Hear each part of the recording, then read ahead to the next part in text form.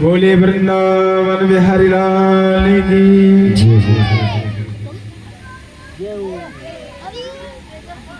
बिना दीपक के प्रकाश हो नहीं सकता, बिना प्रेम के प्रेम वाला हो नहीं सकता, और बिना कन्हैया से जो प्रेम करते हैं वो तालियां बजती ही रहे तो अच्छा है, क्योंकि ऐसा कहा है संतों ने, जो ताली बजाते हैं ना उनकी बुरी वाली रेखा भी अच्छे में बदल जाती है, और जो नहीं बजाते हैं ना तो इनकी बुरी वाली रेखा और दूसरे के हाथ में जो नहीं बजाते बैठ जाते हैं। इसलिए ध्यान रखना, जहां कहीं भी भजन हो ना बड़े भाव से बजाया कीजिए।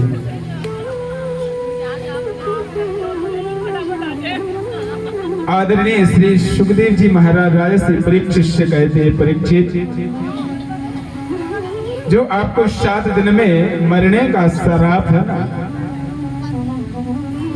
क्योंकि 1 से गिनोगे तब 7 तक पहुंचोगे, और 7 से गिनोगे तो 1 ही आएगा। तो वो 7 दिन में कोई सा भी बार 1 हो सकता है, लेकिन इस बात की गारंटी देता हूं 7 दिन में ही तुमको मरना है,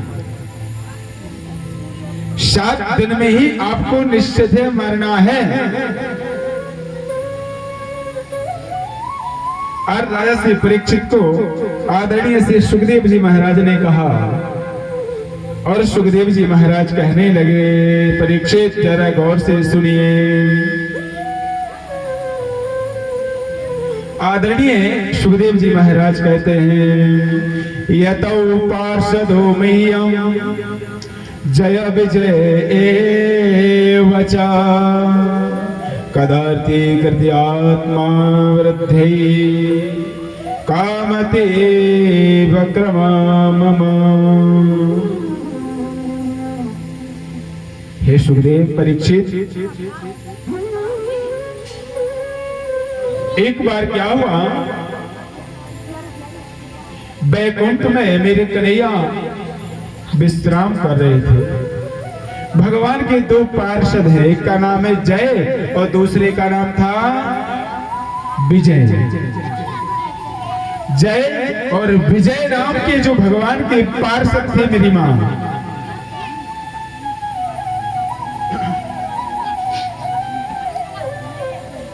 आप लोग थोड़ा थोड़ा आगे आ जाएं।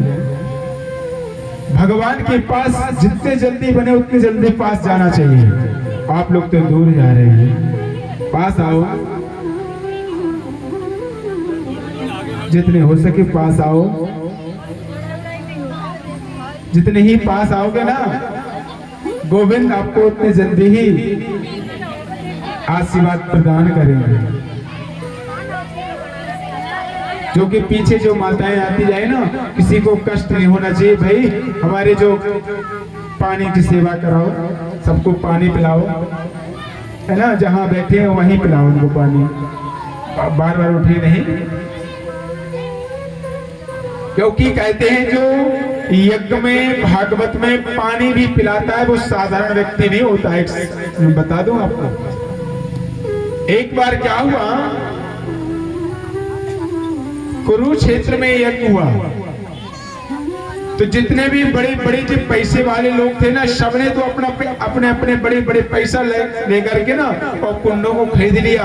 मैं 5 लाख दूंगा, मैं 10 लाख दूंगा, मैं 50 लाख दूंगा, एक कुंड मेरे को चाहिए, एक कुंड मेरे को चाहिए। सबने मतलब अपनी अपनी ड्यूटी ले ली।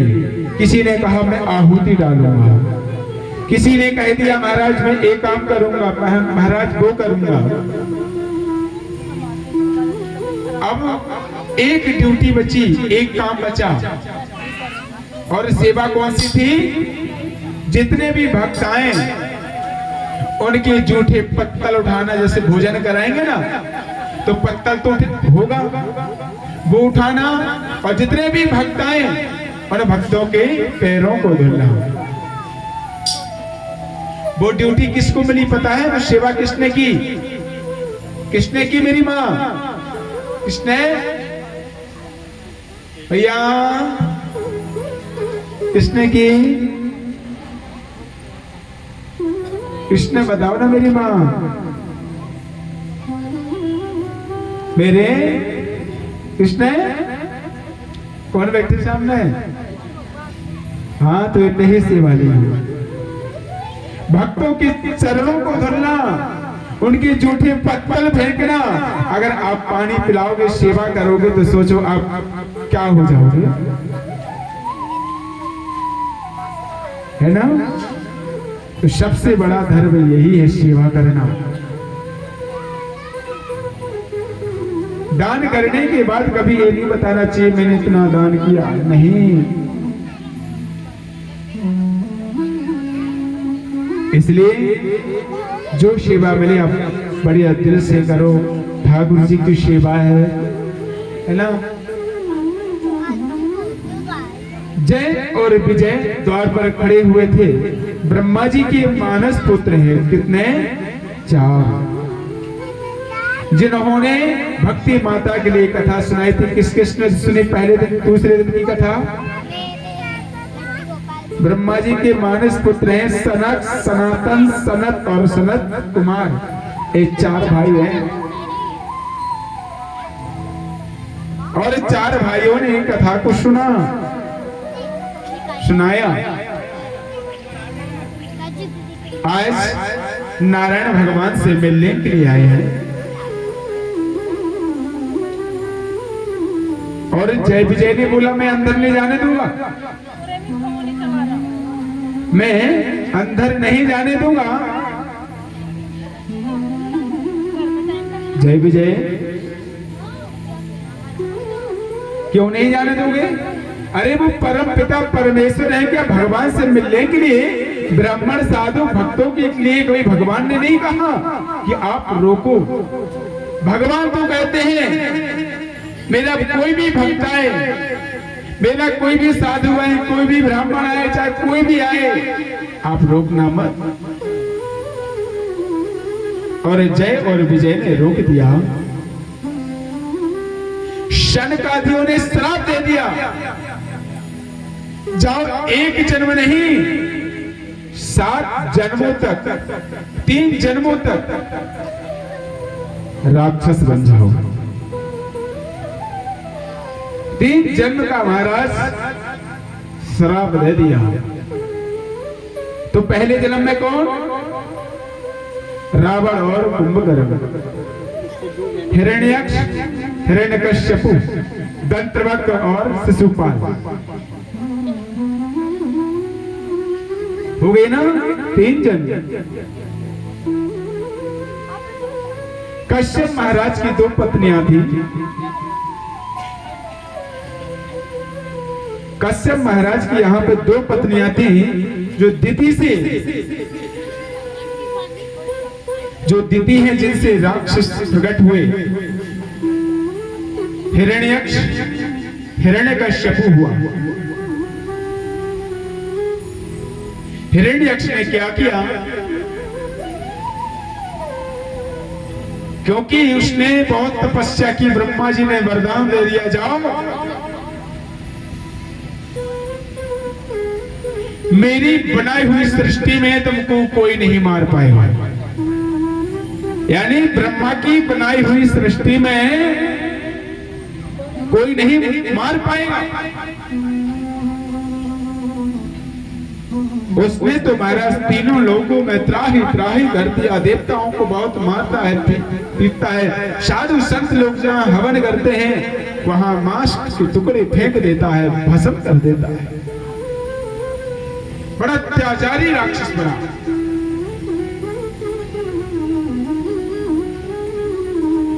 जैसे ही राक्षस बना, सारे देवता गण दौड़े दौड़े दौड़े और हमारे नारायण भगवान के पास पहुंचे। ब्रह्मा जी पहुंचे। ब्रह्मा जी ने निवेदन किया, नारायणो हसीकेश तोल्या मनुया श्रुवा। हे गोविंद, हे गोपाल, मेरी रक्षा करो। समस्त देवताओं को लेकर के पहुंचे। नारायण भगवान ने कहा, उपंगाया वृद्धाय निरुद्धाय पतिश्रवा कौंद्रया मात देहुश्चा नान्या तुम्बस्य देहिना।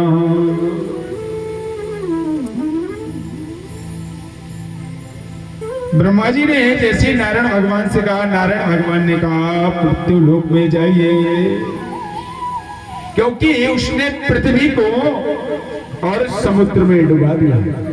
अब जहां देखो वहीं जल, जहां देखो वहीं जल, पानी के अलावा कुछ नजर नहीं आया। क्योंकि अभिमान हो गया। क्या हो गया मेरी मां? अभिमान। जैसे किसको हो गया था?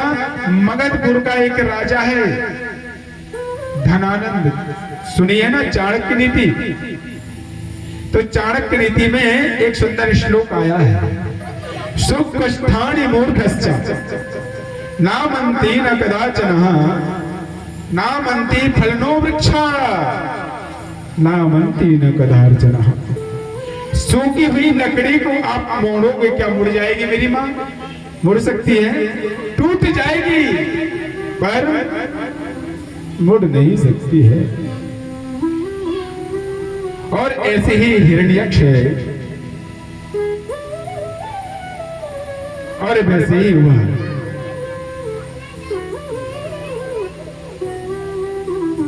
पृथ्वी को लेकर के चला गया, मेरे नारायण भगवान को आना पड़ा। ब्रह्मा जी को इतने जोर से छींक आई, इतने जोर से छींक हुई कि छींक नाक से 12 भगवान प्रकट हो जाते। बोलिए 12 भगवान की जय हो। इस प्रकार से 12 भगवान ब्रह्मा जी की नासिका से हुए।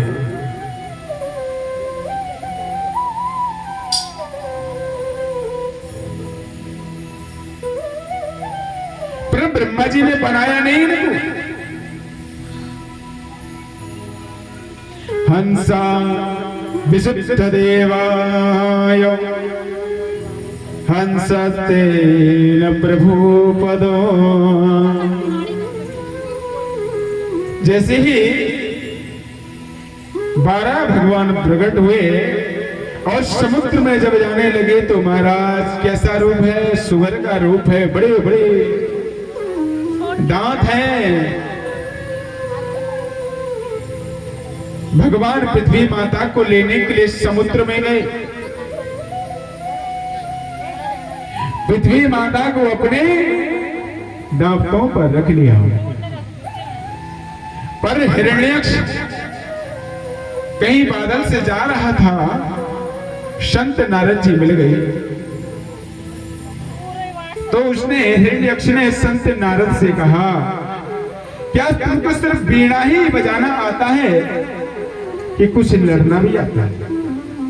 संत नारद ने कहा, लड़ना भिड़ना तो नहीं आता, पर लड़ाना और भिड़ाना तो अच्छे से आता है।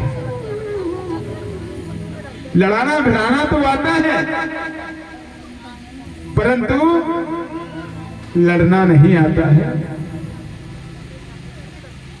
हिरण्यक्ष ने कहा, मेरे बहुत हाथ खुजला रहे हैं, मैं किसी से युद्ध करना चाहता हूं। तो संत नारद ने कहा, अरे जिस पृथ्वी को तुम समुद्र में छोड़ के आए हो ना, तो एक सुगर का बच्चा उसको उठाने को गया है और उठा करके समुद्र से बाहर देखो ना वो जा रहा है। अब तो भगवान के पीछे पीछे चला गया, पीछे पीछे चला गया। और जैसे ही भगवान के पीछे पीछे गया तो भगवान को उसने गाली दी।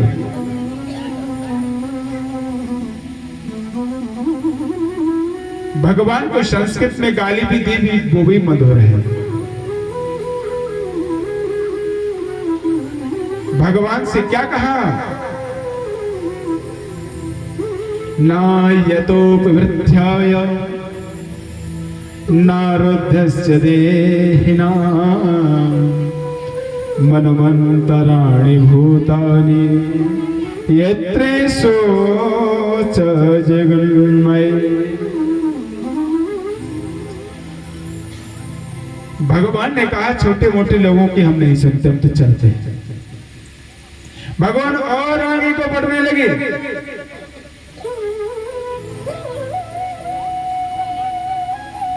अब तो भगवान के सामने खड़ा हो गया। पृथ्वी माता को झींकने लगा। हमारे 12 भगवान को क्रोध आया और क्रोध में मारा, एक ही हाथ मारा और एक बार में ही गोविंदाय नमो नमः राम नाम सत्य हो गया।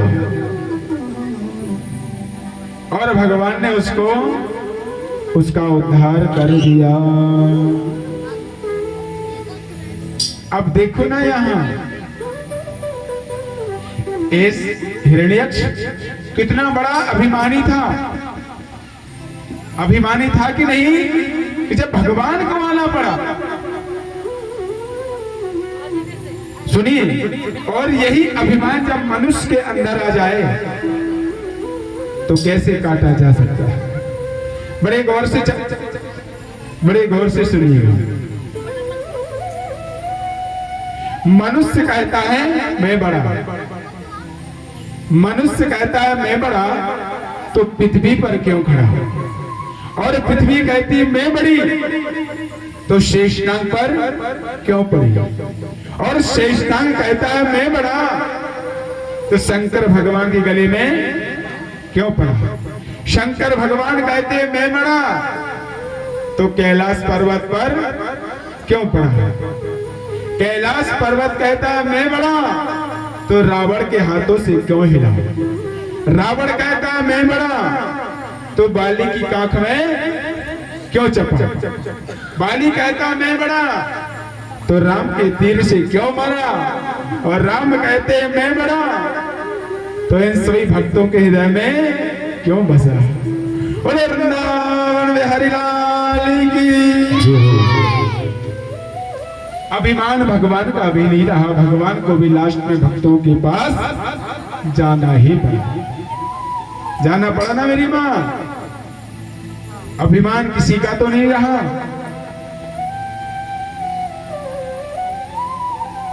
इस प्रकार से भगवान किसी का अभिमान नहीं रखते, पर पृथ्वी माता को अभिमान हो गया। और जब पृथ्वी माता को अभिमान हुआ ना, भगवान ने कहा पृथ्वी का अभिमान तो तोड़ना ही पड़ेगा। वृंदावनस्य यमुनाय नेत्राय सदेहिना। क्यों ना मैं वृंदावन धाम की इनको ब्रज मंडल का दर्शन करा। तो पूरे संसार में, पूरे विश्व में प्रलय था, पूरे संसार में पानी जल ही जल, जल ही जल, प्रलय हो चुका था, परंतु वृंदावन में तो धूल उड़ रही थी। हमारे ब्रजमंडल में धूल उड़ रही थी, क्योंकि संसार के कोने कोने में प्रलय हो सकता है, हमारे ब्रज में कभी प्रलय नहीं हो सकता। बोलो राधे राधे।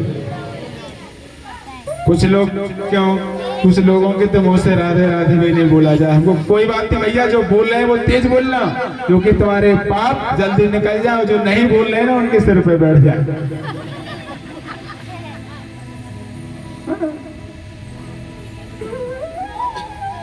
इस प्रकार से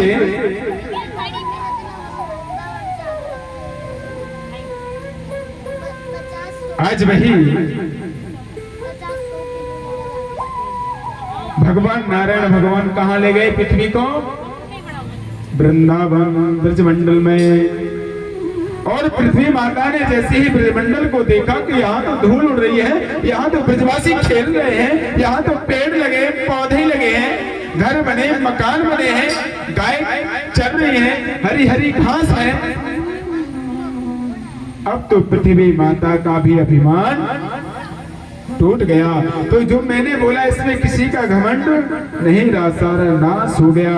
अब तो एक ही घमंड है, अहम भक्त पराधीनम, मैं भगवान का भक्त हूँ, मैं भक्त भगवान का हूँ और भगवान मेरे हैं। इस प्रकार से मेरे भगवान ने पृथ्वी माता का भी अभिमान तोड़ा। आदरणीय श्री सुखदेव जी महाराज से परीक्षित से कहते हैं, राजन भगवान ने हिरण्यक्ष का वध किया।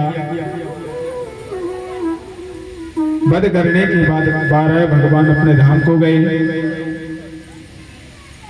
इसके बाद आदरणीय श्री सुखदेव जी महाराज ने परीक्षित से कह दिया, नान्यम स्पर्शनम लोके नान्यम तो बिंबयोत्मलः। महाराज एक राजा हुए,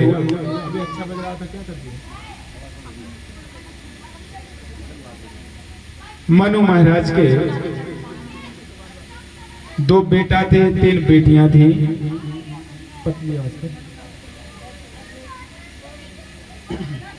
कितने बेटे थे? 2 बेटे और 3 बेटियां। क्यों ने? बड़े बेटे का नाम उत्तम, प्रियव्रत और उत्तानपाद। 3 बेटियां हैं।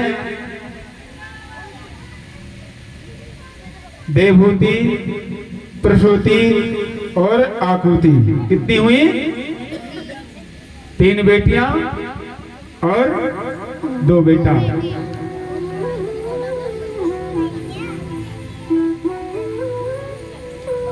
ऐसा वर्णन आया है श्रीमद् भागवत जी में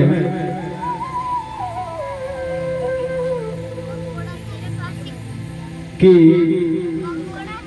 सबसे बड़ी वाली बेटी जो है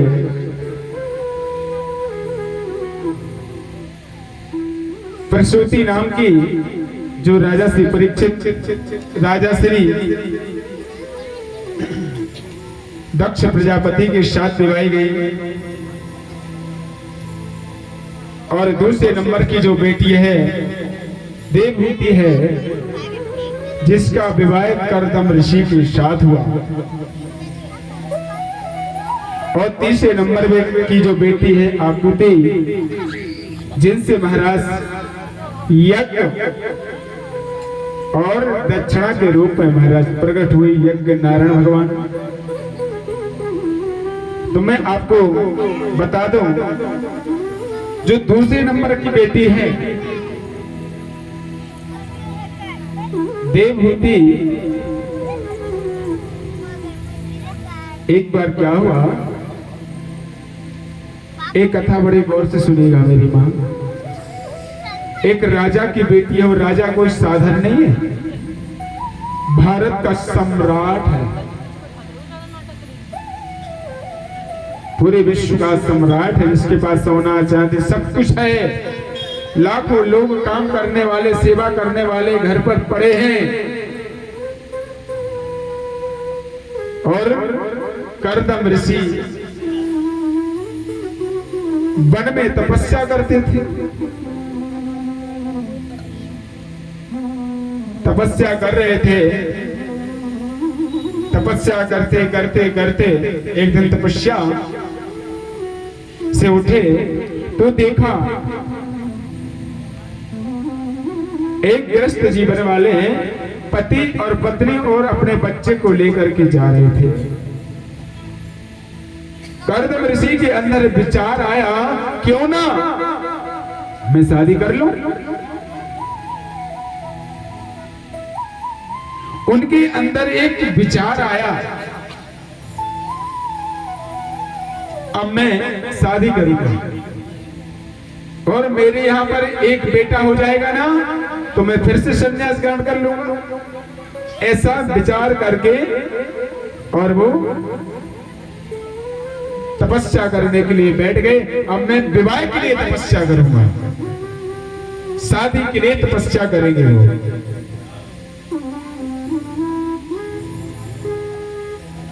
कर्दम ऋषि ने 40 वर्ष तक तपस्या की। हमारे गोविंद भगवान प्रकट हो गए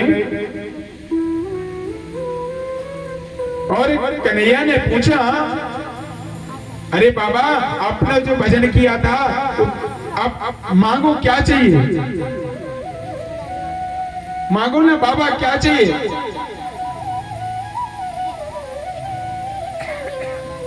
तो कर्दम ऋषि क्या बोले कन्हैया से, कन्हैया हमको कुछ नहीं चाहिए। तो मन में इच्छा क्या है, मनो मन भावे मूड़े हिलावे। मन में इच्छा इतनी दौड़े, प्रभु मेरी शादी हो जाए। और बाहर से क्या कहते हैं, प्रभु हमको कुछ नहीं चाहिए। पर भगवान तो मन की बात जानता है ना। भगवान इतना कह के चले गए, मैं शादी की बात करके आया हूं। मेरी बात को भगवान ने कहा कर्दम ऋषि से, मैं शादी की बात करके आया हूं। मनु महाराज की बेटी देवहूति के साथ तुम्हारा हम विवाह करेंगे। पर कन्हैया ठीक है, आप कहते हो मैं शादी कर भी लेता हूं, पर सुनो मेरे यहाँ एक बेटा होगा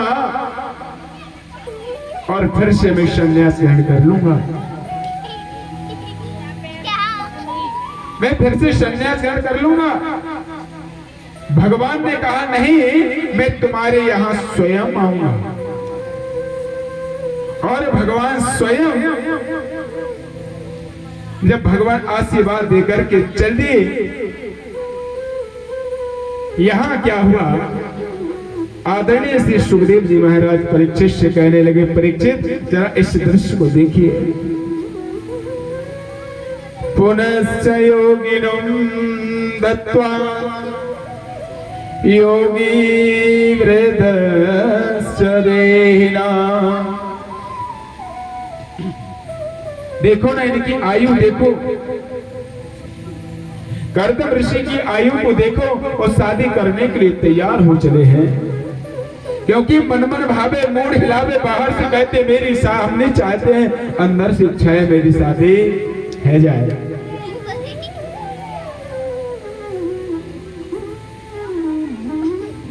पर कन्हैया तो सबकी बात की मन जानते हैं। और महाराज आज कर्दम ऋषि का विवाह एक राजा की बेटी के साथ में हो जाता है। अभी यहां से कथा जो है ना, बड़े गौर से सुनिएगा मेरी मां।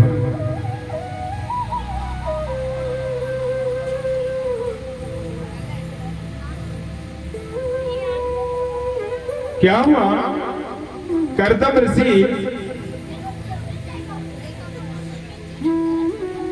ऋषि ने अपनी बेटी की जब विदा करने लगे ना,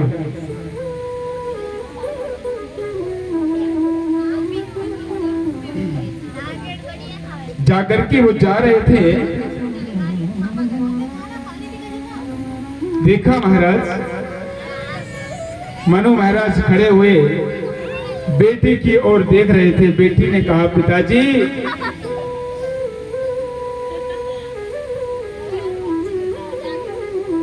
पिताजी अब मैं जा रही हूं, अपना ख्याल रखना।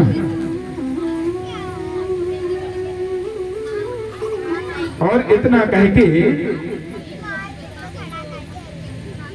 देवहूति जब जाने लगी,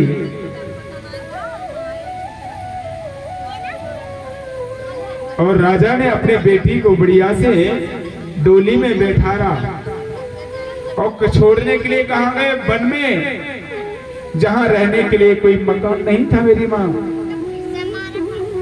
रहने के लिए कोई मकान नहीं था। उसमें गुजारा करती है। और कर्दम ऋषि की मित्रता, कर्दम ऋषि जो भजन करते हैं, भजन का तब देखिए, एक घास की झोपड़ी है, उस झोपड़ी में मोर रहती है, चिड़ियाएं रहती है, बड़े बड़े हिंसक जानवर रहते, विषैले जानवर रहते हैं, शेर रहते हैं, हिरण रहती है, बड़े बड़े हिंसक जानवर भी रहते हैं, चूहे रहते हैं, पर आपस में किसी को नहीं काटते हैं, आपस में एक दूसरे को नहीं सताते हैं।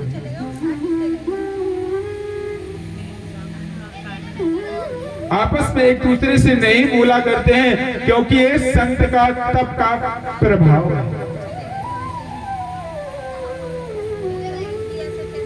भारत को वैसे ही भारत नहीं कहा जाता है। जिस देश में हम रहते हैं उस देश में गंगा बहती है, हम गंगा के नाम से भी जाने जाते। और वैसे ही यहाँ कर्दम ऋषि का आसन देखा देवहूति ने, यहाँ सारे जानवर बैठते होंगे तो हमको लगता है यहाँ ये बैठ जाते होंगे। और आसन उठाया, उसका जो पति का आसन बिछा हुआ था उस आसन को उठाया, फिर से उसी स्थान पर बिछा दिया और पति के चरणों को धुलाया और पति से कहा, ब्राजी बैठिए। कर्दम ऋषि ने मना किया, देवी नहीं, आप बैठिए।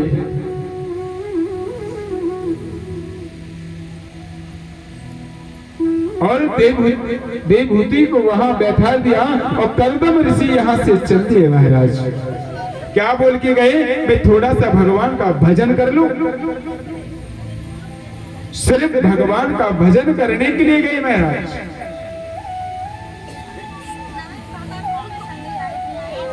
भजन करने के लिए गए हैं। देवभूति ने देखा 2 घंटे हो गए, अभी आए नहीं। समय पूरा दिन बीत गया, अभी आए नहीं। 3 दिन बीत गए, अभी आए नहीं। अब ना खाने को कुछ था, ना महाराज पीने के लिए कुछ था।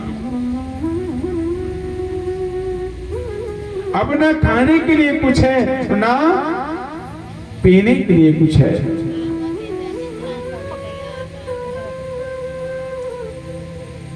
आज वही बेटी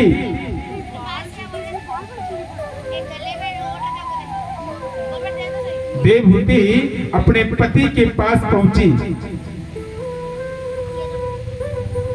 पति के सामने बैठ गई। अरे जब मेरा पति भगवान का भजन कर रहा हो तो हमको उसको छेड़ना नहीं चाहिए।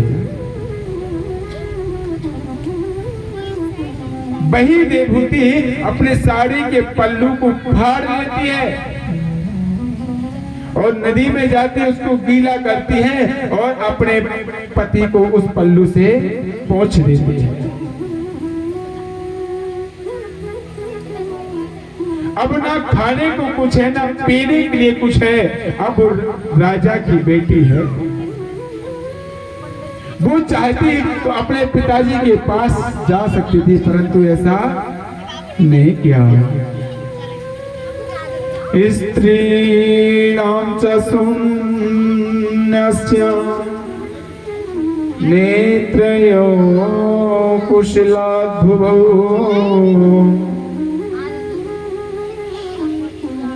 जैसे ही देवहूति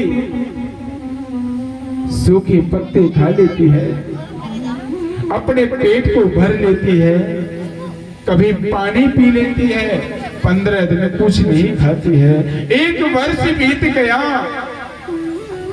1 वर्ष से महाराज समाधि लग गई। अपना दुख किसी को नहीं सुना पा रही है, क्योंकि अपने घर की चर्चा बाहर नहीं करना चाहिए, क्योंकि लोग मेरी बातों पर हंसेंगे। और वो अपने पिता को भी नहीं बता सकती, ना पिता के पास जाती है, बस चिट्ठी आती है, पिताजी मैं बहुत अच्छी हूँ। बेटी को ऐसा ही होना चाहिए।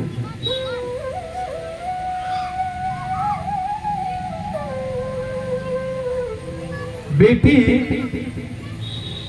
क्योंकि पिता जो होता है ना, मेरी माँ, वो तो अपने बेटे के लिए सबसे अच्छे से अच्छा घर ढूंढने का प्रयास करता है, मेरी बेटी को कभी दुख ना हो।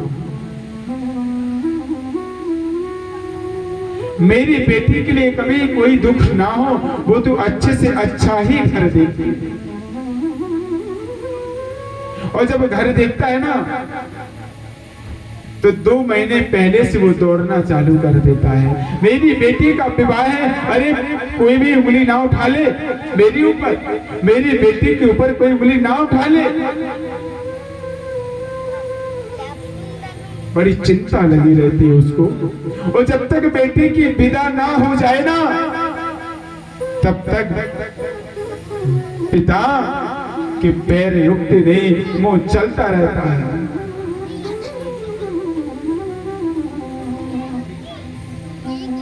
मुंह चलता ही रहता, पैदल चलते ही रहते हैं, पैर चलते ही रहते हैं। किसी ने कहा, जो पिता ने जीवन में सब कुछ कमाया, धन कमाया,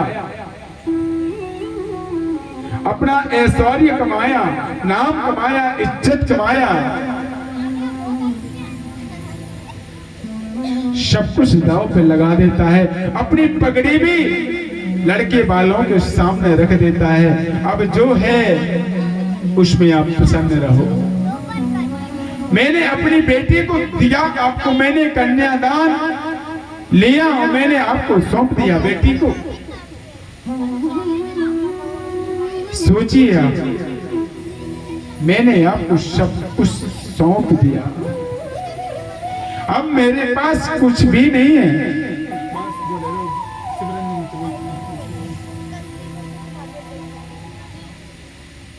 जैसे ही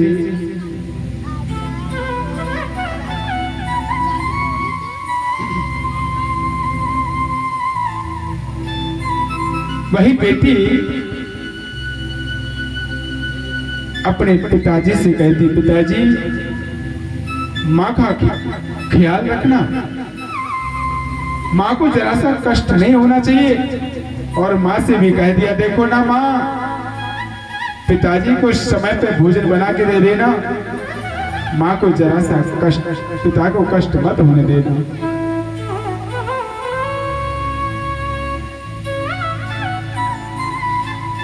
जैसे ही कहा और पिता की आंखों में आंसू आ जाते हैं। पिता ने अपनी बेटी को गले से लगाया, बेटी अब तू जा। इतना कहा, मां के पास में बेटी जाती है और बेटी ने अपनी मां को समझाया, मां अब मेरी चिंता नहीं करना, मैं खुश रहूंगी।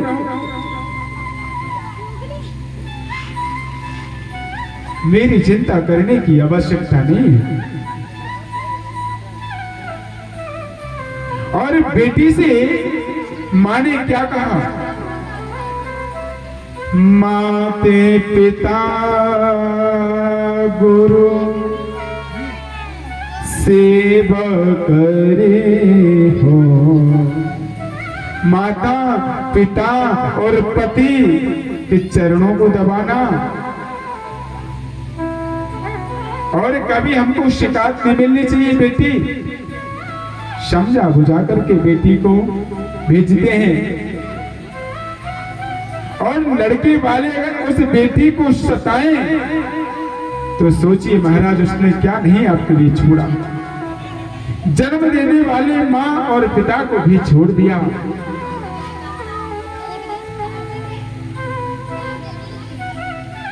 अपने मित्र गणों को भी छोड़ दिया, अपने भाई को भी छोड़ दिया। किसके प्रति? आपके प्रति। चाहे आप मारो, चाहे महाराज प्रेम से रखो। इसलिए मैं तो आप लोगों से एक निवेदन करना चाहता हूं। आप लोग कभी आप बेटे को खूब पढ़ाओ, बेटी भी सुन ले, उनकी माताएं भी सुन ले और पिताजी भी सुन ले, कभी दहेज मत लेना।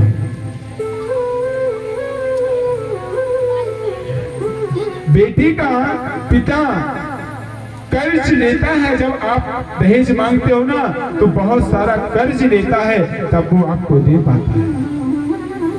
क्या अपना सुख देखते हो और दूसरे का दुख? मैं तो एक ही बात बोलना चाहूं, जब भी शादी करना, जब भी आप अपनी बेटी की शादी करना, बेटी की, तो उस घर में करना जिस घर में मेरे कन्हैया का वास हो, जिस घर में मेरे कन्हैया की सेवा होती हो, जिस घर में मेरे कन्हैया की सेवा होती हो, जिस घर में रामायण पढ़ी जाती हो, जिस घर में तुलसी वृक्ष हो, जिस घर के लोग मस्तक पर भगवान के चरण बनाते हो, तिलक लगाते हो, क्योंकि जो मेरे मस्तक पर आप देख रहे हो ना, भगवान के चरण चिन्ह हैं।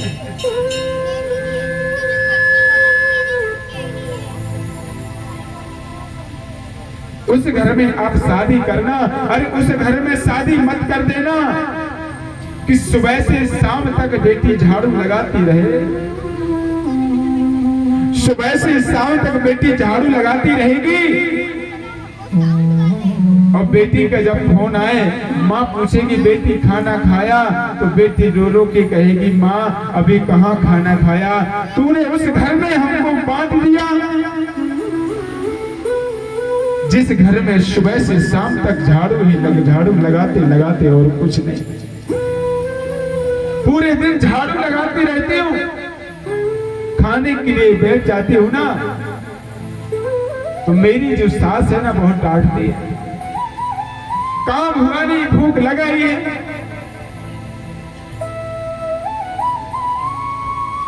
इसलिए आप लोगों से कहना यही है, उस घर में शादी करना जिस घर में भगवान की पूजा होती हो, उस घर में करना जिस घर में मेरे गोविंद का नाम लिया जाता हो, सेवा होती हो, तुलसी का वृक्ष हो जिस घर में रामचरितमानस सुनी जाती हो, पढ़ी जाती हो, उस घर में आप शादी करोगे ना, बेटी का क्या, बेटी तो पराया धन होती है। जैसे गाय को इस खूंटे से बांध देते हो ना, तो गाय वहीं बंधी रहती है, उसी प्रकार से गाय है, जिस खूंटे से बांध, बेटी है जिस खूंटे से बांध दोगे ना, उसी में वो बंधी रहेगी। इसलिए ध्यान रखना, बेटी का विवाह उसी घर में करना जिस घर में मेरे गोविंद का नाम, गोविंद की सेवा होती हो।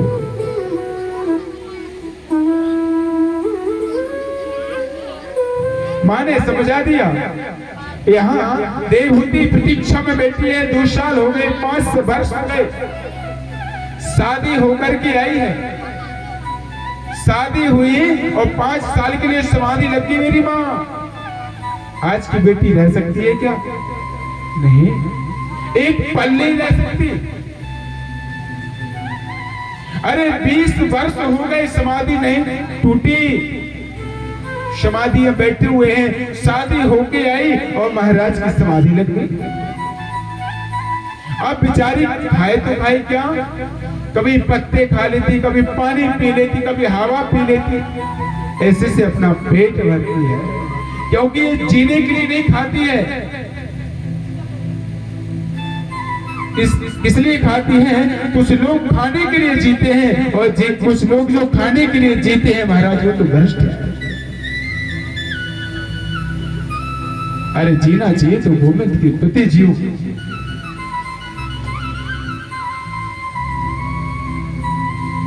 जियो गोविंद के प्रति जियो। आज वही देवहूति कुछ नहीं कर पाती है।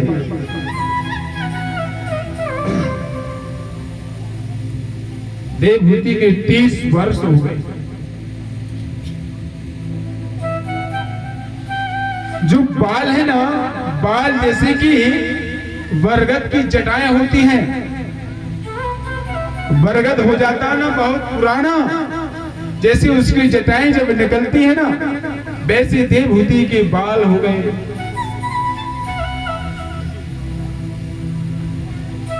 और यहाँ आज के लोग कैसे हैं?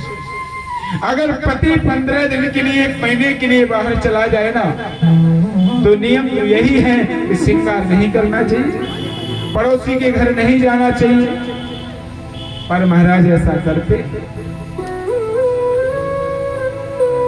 और देवहूति ने जब से मेरे पति की समाधि लगी, कभी श्रृंगार नहीं किया, कभी श्रृंगार नहीं किया। नोचितो तस्य देवायो बादुड़े कुशपानव। उस स्त्री को दूसरे घर भी नहीं जाना चाहिए, देवहूति किसी के घर नहीं जाती है।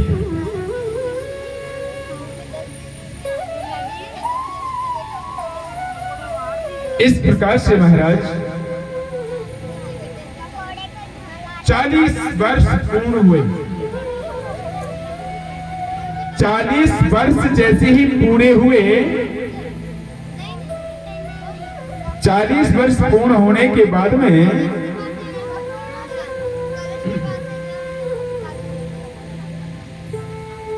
हमारे कर्दम ऋषि की समाधि टूट जाती है, खुल जाती है।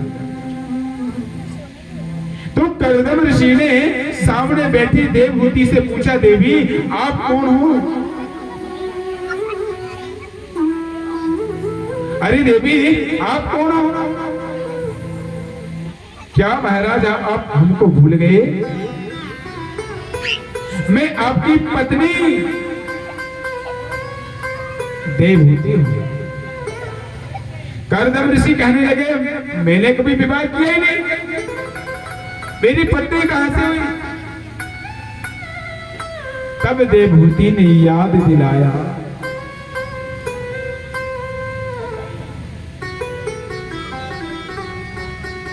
जैसे बताया महाराज, मनु महाराज की बेटी में देवहूति, आप मेरे यहां बारात लेकर के गए थे, मेरे से आपका विवाह हुआ। कर्दम ऋषि कहते हैं, थोड़ा थोड़ा याद हो रहा।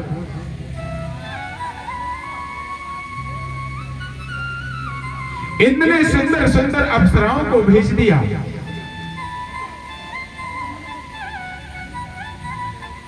सुंदर सुंदर अप्सराओं को भेजा, जाओ कर्दम ऋषि और देवहूति को ऐसा नहलाओ, इतना सुंदर सरोवर बनाओ,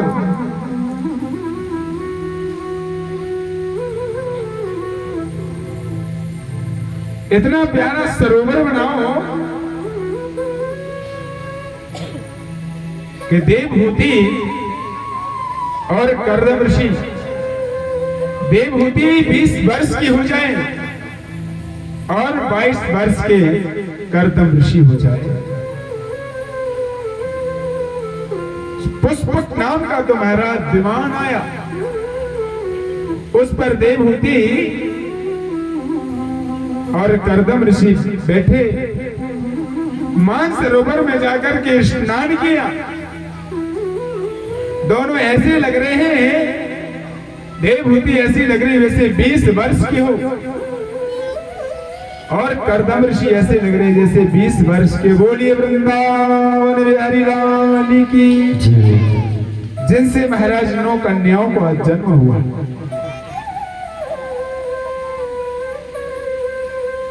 जिनसे 9 कन्याओं का जन्म हुआ। और 9 कन्याएं कौन है?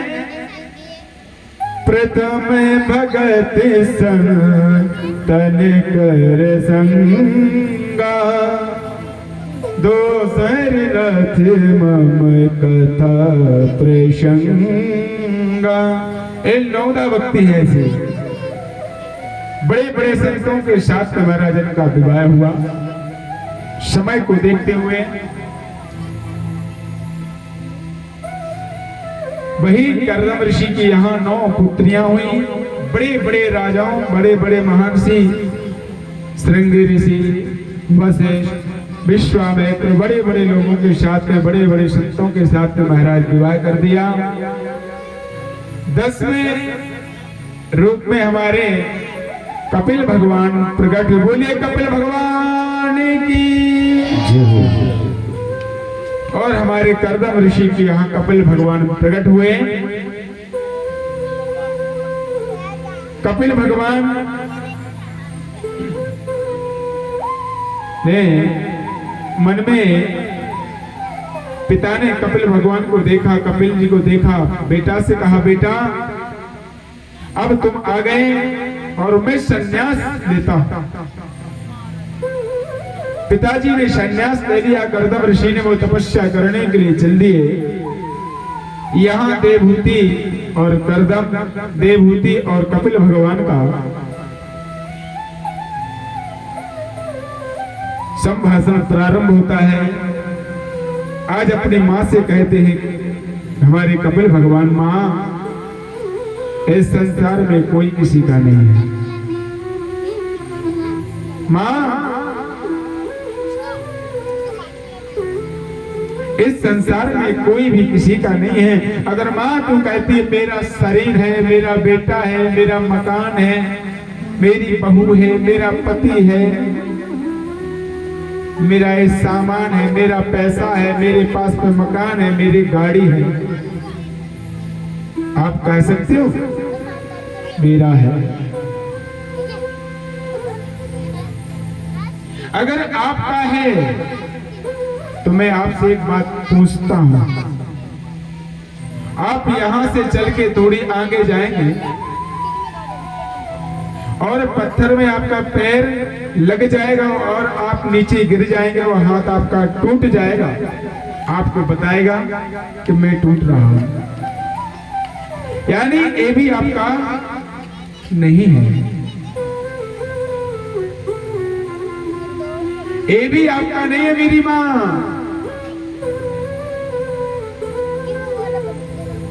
अगर आप सोचते हो मेरा बेटा है तो बेटा भी एक दिन आपको जवाब दे देगा, मां चल अब मैं बहुत पैसा कमाने लगा हूं। सुनिए, एक मां थी, मां का एक बेटा था, पति पहले ही गुजर गया था।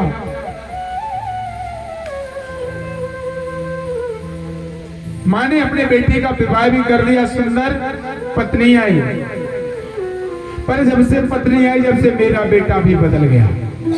अब तो पत्नी की भाषा बोलता है,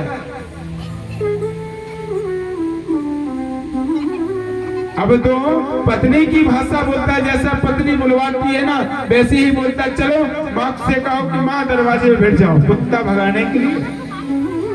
तो माँ कुत्ता भगाने के लिए वहां बैठ जाए दरवाजे पर।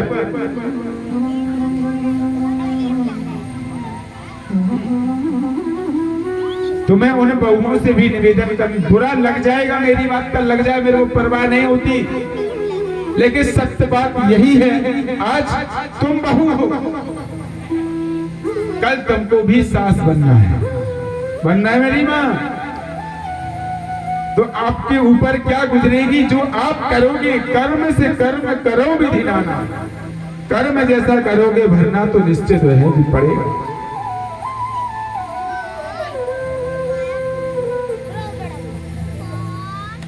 भरना तो निश्चित है, आपको पड़ेगा ही पड़ेगा।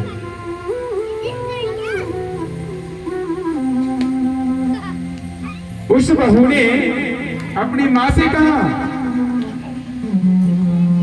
माँ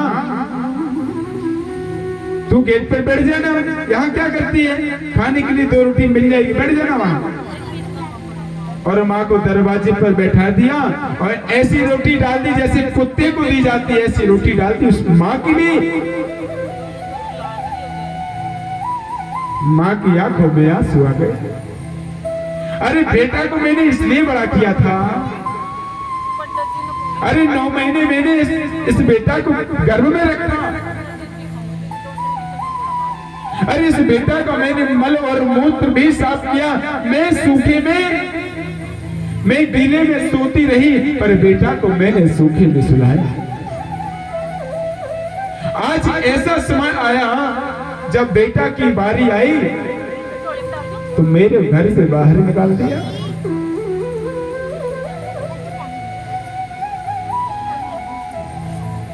इसके बाद में कुछ 2 साल बाद उस बहू की एक पुत्र हुआ, और 5 वर्ष का हो गया।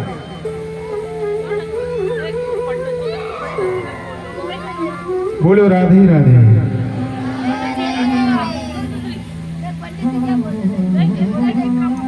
और वो बेटा 5 वर्ष का हो गया। उस माँ ने और उसकी पिता जो मेरी माताजी हैं, माताजी का बेटा और बहू और लड़का,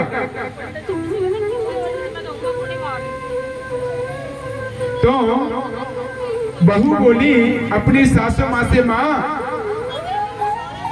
तू एक काम करना, तू बाहर वाला जो मंदिर है ना, ये जो शिव मंदिर है ना, आप यहाँ बैठ जाना, यहाँ भंडारा है ना, यहाँ भोजन कर लेना, और मैं 2 दिन के लिए बाहर जा रही हूँ। बहू बोल रही है सास से। माँ ने पूछा क्यों? मैं घर में रहूंगी ना, किसी कोने में पड़ी रहूंगी? अरे माँ, मैंने बोला ना तुमसे घर नहीं चलाया जाएगा, तुमसे घर नहीं चलाया जाएगा। माँ की आंखों में आंसू। वहां एक नन्हा सा बालक जो उस बहू का बेटा था, वो सुन रहा था। उस बेटे ने कहा, माँ मैं एक बात बोलूं आपसे? बोले बोलो बेटा, क्या बोलना है? बहुत प्यारा जवाब दिया। उस बेटे ने कहा, माँ जब मैं बड़ा हो जाऊंगा ना, बहुत पैसा कमाऊंगा, इतना पैसा कमाऊंगा माँ, इतना पैसा कमाऊंगा कि मैं अपने घर के सामने एक छोटा मंदिर बनवाऊंगा, और जब मंदिर बनेगा तो भंडारा निश्चित होगा। जब माँ मेरी शादी हो जाएगी ना, जब मेरी शादी हो जाएगी, मैं अपनी पत्नी के साथ में और घूमने के लिए जाऊंगा, और यही बात मैं तुमसे बोलूंगा, माँ तुमसे घर नहीं चलाया जाएगा, तुम बाहर वाले मंदिर में बैठ जाना, तुम बाहर वाले मंदिर में बैठ जाना, वहां भंडारा है। उस बहू की आंखों से आंसू आ गई और माँ के चरणों में गिर पड़ी। माँ मेरे से अपराध हो गया, हे माँ मेरे से बहुत बड़ा अपराध हो गया। हमारे कहने का मतलब है, कभी माँ बाप को मत रुलाना। अगर आपने माँ बाप को रुलाया तो इस बात की गारंटी है, माँ बाप के तो आंसू आएंगे लेकिन तुम्हारे खून के आंसू गिरेंगे।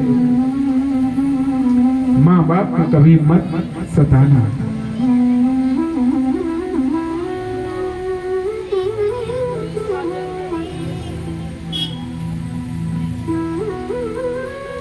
इसके बाद में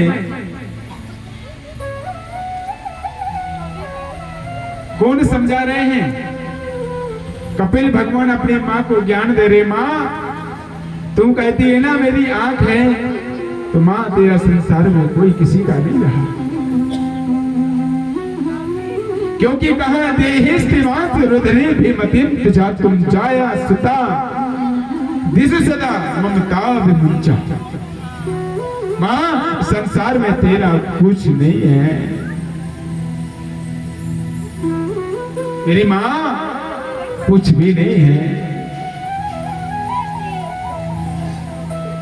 क्योंकि कहते हैं ना, जब मन पाप से भर जाए तो भगवान को मनाना चाहिए कि ओ पापी मन कर ले भजन, मौका मिला है तो कर ले जतन,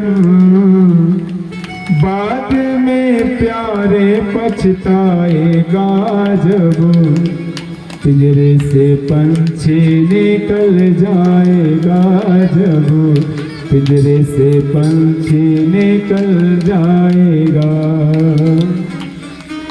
दूसरे में क्या कहते हैं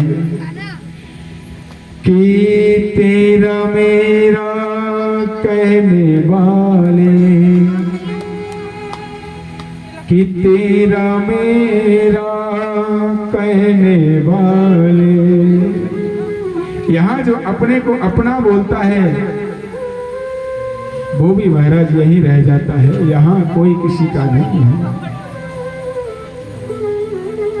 और जैसे आए थे वैसे ही कि खाली हाथ आया है खाली हाथ जाएगा, और जैसा किया कर्म तूने वैसा ही फल पाएगा।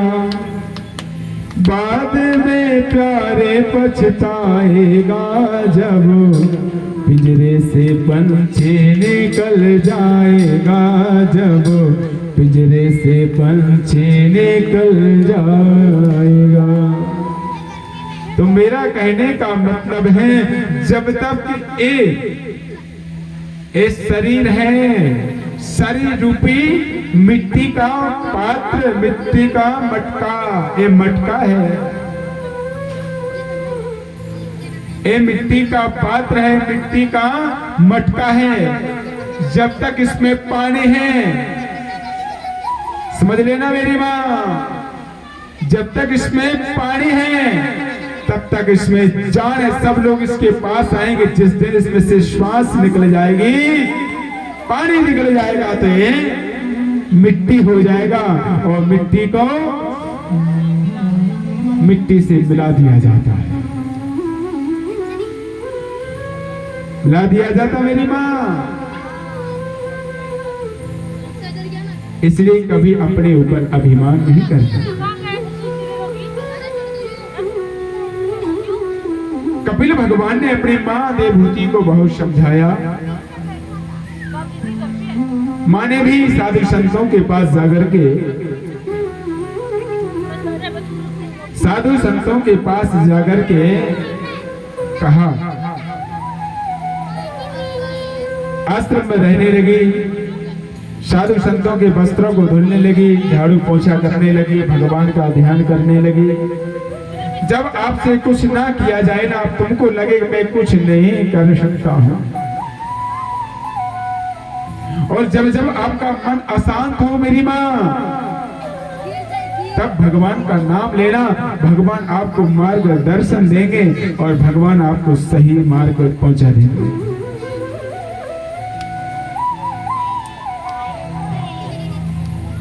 इस प्रकार से कर्दम ऋषि ने महाराज समझाया।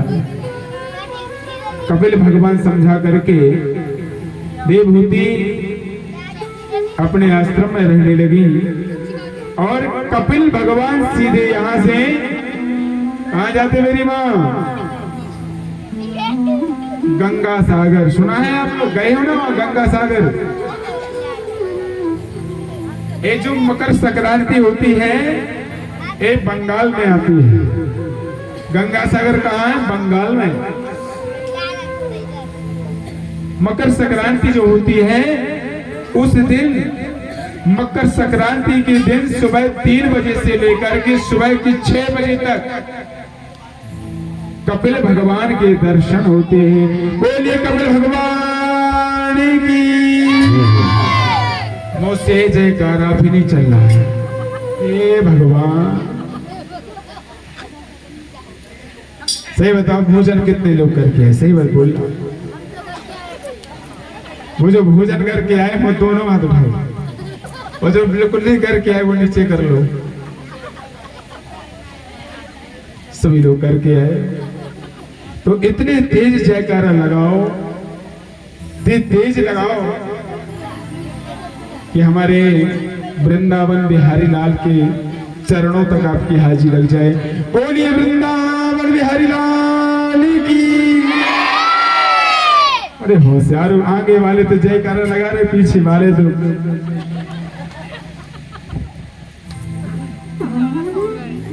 इसके बाद में और भगवान कपिल भगवान प्रस्थान कर जाते हैं। सबसे छोटी वाली जो बेटी है जिसका विवाह रुचि प्रजापति के साथ होता है, प्रसूति का, और प्रसूति से महाराज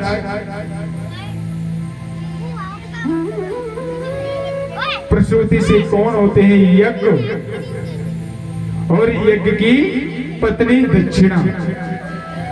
यज्ञ की पत्नी का नाम क्या है मेरी मां?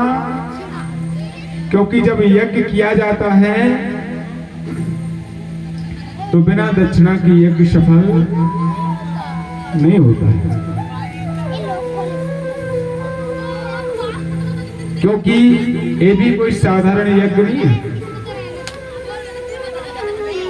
ये भाई लोग जो है ना दुल्हन को शांत कर रहे हैं, क्योंकि हमारे कानों में आवाज आती है ना, वो हम भटक जाते हैं।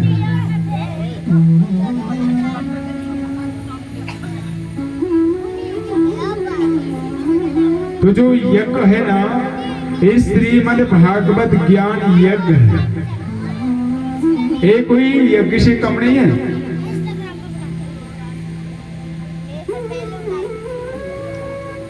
तो यज्ञ में अगर आप आहुति डालोगे,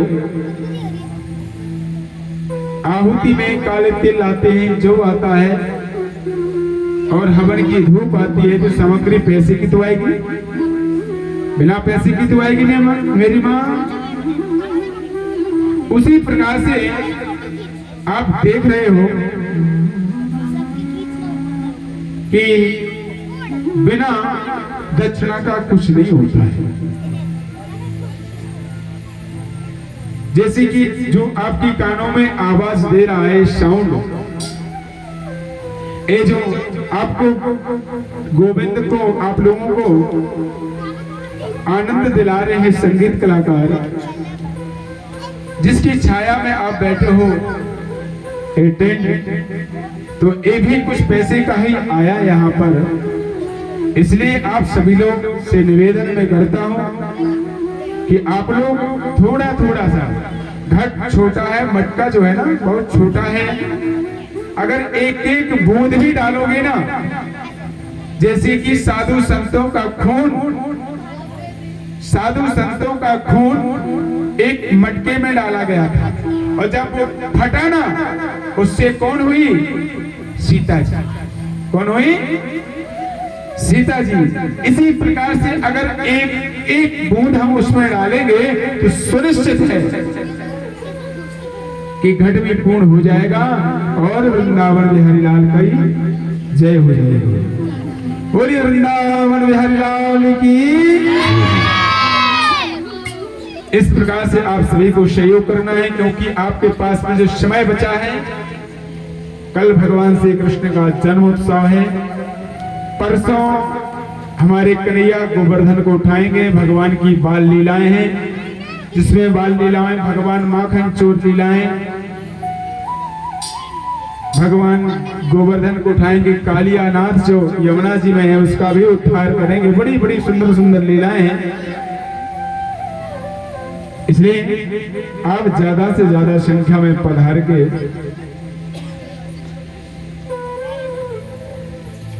तो आप सभी लोग ज्यादा से ज्यादा सहयोग करें, जिससे आनंदमय श्रीमद् भागवत महापुराण हो सके। क्योंकि समूह से भागवत क्यों की जाती है, इसका अर्थ भी जान लीजिए। जैसे एक व्यक्ति गरीब है, उसके पास पैसा नहीं है, अब वो भागवत की कोशिश तो करता है कि मैं भागवत करा लूं, पर बेचारे के पास पैसा तो है नहीं, कैसे करा पाएगा। और सभी लोग मिलकर के करते हैं ना, तो थोड़ा थोड़ा सभी का धन लग जाता है, तो सभी को उसका फल प्राप्त हो जाता है। इसलिए समूह से मैं भागवत करता हूं। और पर्सनल कराओगे ना तो 1 लाख रुपए का, 1-2 लाख का खर्च होता है। और समूह से सभी लोग थोड़ा थोड़ा थोड़ा थोड़ा इकट्ठा करोगे तो पूर्ण भी हो जाएगा और आनंद भी हो जाएगा। बोलिए शंकर भगवान की। इसके बाद में यज्ञ नारायण और उनकी पत्नी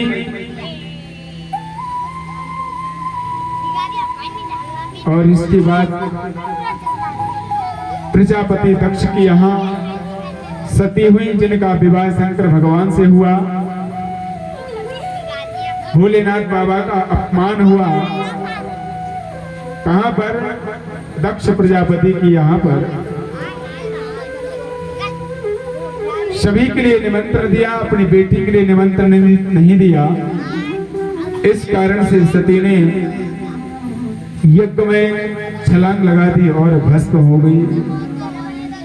इस प्रकार से सती ने पंच भौतिक शरीर का त्याग किया अब मैं आगे की कथा आपको श्रवण कराता हूं। प्रिय प्रदोणाम राजा नरस्यास्य मुनियो गमः पुनश्चया पुलियात्मानो पुंजस्या प्रभुता कृतः।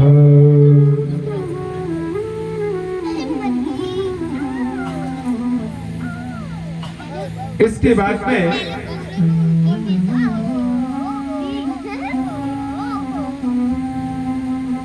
उत्तानपाद जो है जिनका विवाह सुरुचि नाम की कन्या के साथ हो जाता है,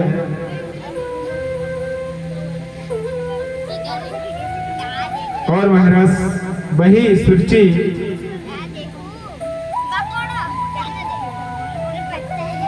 8 महीने गर्भ से रहती है। और यहाँ आदरणीय श्री सुखदेव जी महाराज कहते हैं,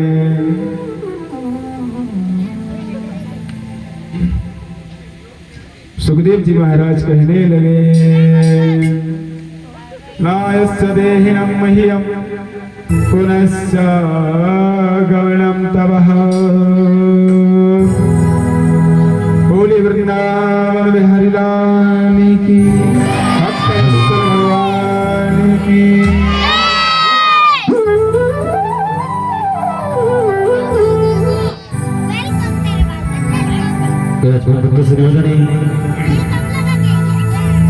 एक भीरुनाथ बहुत ग्यारह बजे जे कल गए एक बार बोली भीरुनाथ की, बोली भीरुनाथ की। जैसा जिक्र लगा, जैसे हाजिर लगी चाहिए, हम भीरू श्री शंकर का करिए हर दिल में सोसोबा बागन सुधा करे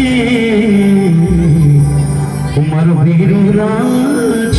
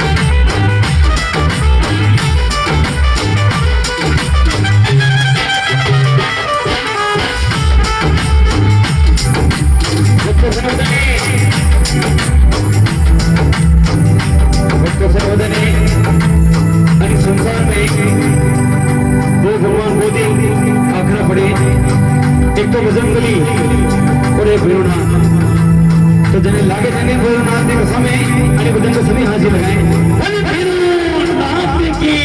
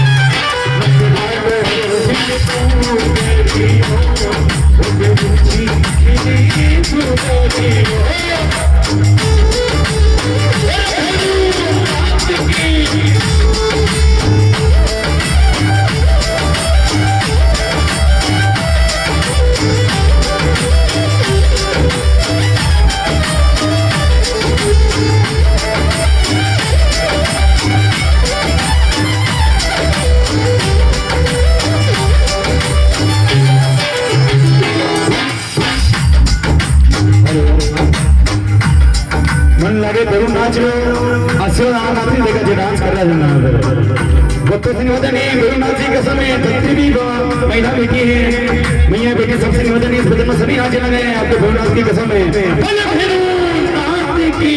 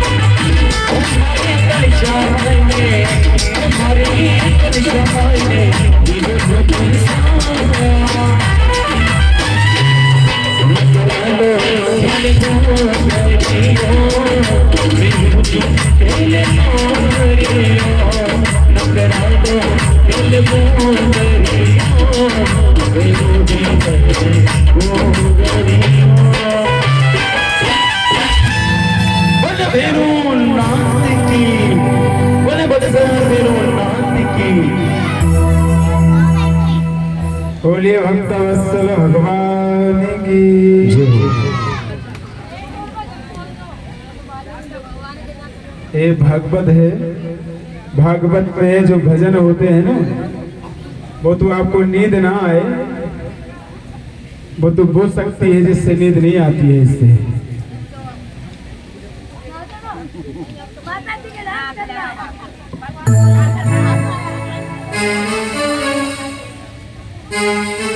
इस प्रकार से उनके यहाँ उत्तानपाद की पत्नी गर्भवती थी 8 महीने से, और शिकार खेलने के लिए गया तो एक वैश्य सेवी का अंदर विधि से विवाह किया। इसके बाद में और जो एक माता जी के ध्रुव हुए, बोले भक्त वत्सल भगवान की। सुरुचि नाम की जो है, जिनसे महाराज हमारे ध्रुव जी हुए। इसके बाद में आज ध्रुव जी तपस्या करने के लिए वन में गए, भगवान नारायण को प्रकट किया। समय को देखते हुए कश्यप महाराज के यहाँ वामन भगवान आए हैं।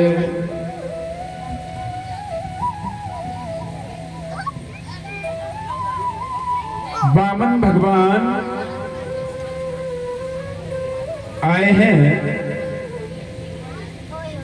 तो वामन भगवान से कश्यप महाराज ने कहा, देखो ना, तीनों लोगों में हाहाकार मचा दिया मेरे ही बेटे ने।